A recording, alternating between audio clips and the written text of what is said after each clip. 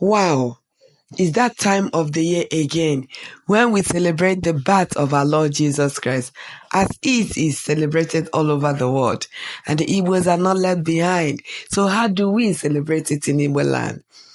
Most Igbo indigenes travel back to their villages to share this time with their loved ones.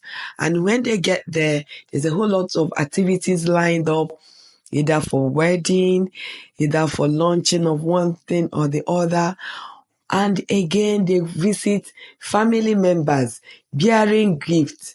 Happy is more like a reunion of old time's sake and all that.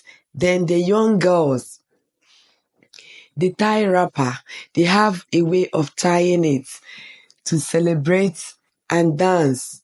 And these young girls, they go from one community to the other, dancing, entertaining people, and they dash them money. Some offer them food and drinks, and while they move ahead just for the fun of the season.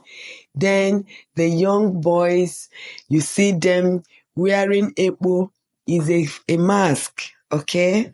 Just for the fun of it. They have long stick or long cane just to, scare small girls on the road, entertain themselves.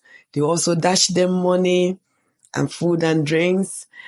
And it only happens at this time of the year just to enjoy the season.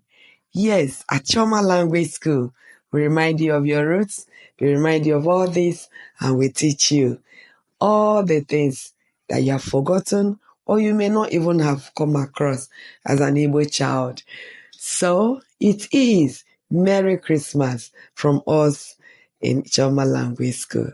God bless you.